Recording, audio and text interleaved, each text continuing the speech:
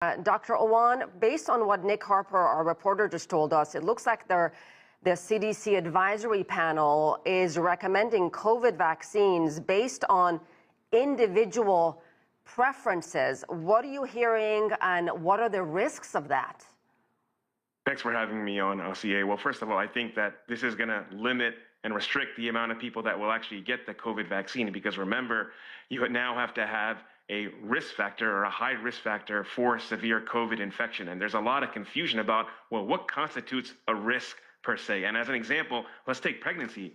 You know, the CDC has previously said that pregnancy is a risk factor for severe COVID. But remember, Secretary Kennedy later said that pregnant women would not get the vaccine. So this type of confusion is going to sow distrust.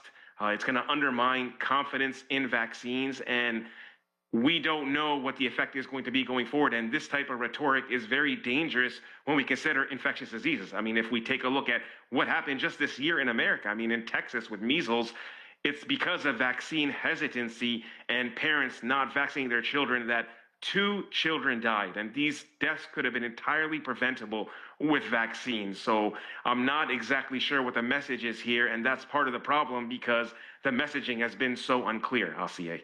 Dr. Awan, how do health experts, how do physicians like yourself cut through all the politics and make sure the public hears what's based on the science? Well, we have to be as transparent as possible, particularly to our patients. So this is actually also a call to physicians to have meaningful conversations with your patients.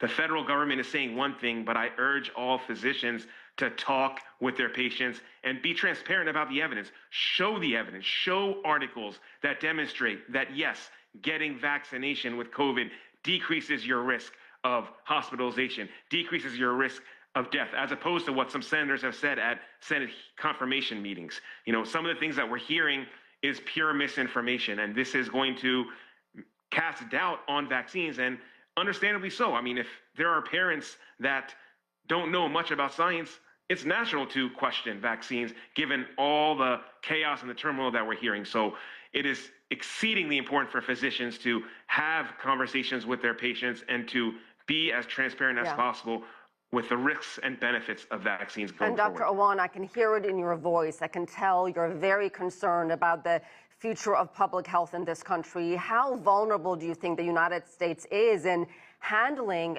new health threats and future pandemics? Very vulnerable, Asieh. I mean, if you take a look at what's happened in the last 8 months, thousands of CDC employees have been fired. And these aren't just normal individuals. These are expert individuals that fight public health threats.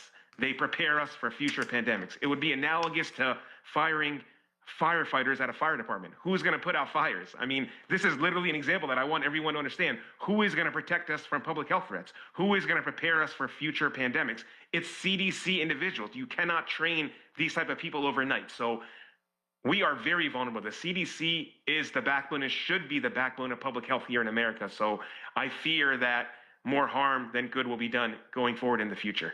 All right, an important conversation. Dr. Omer Awan, thank you so much, sir.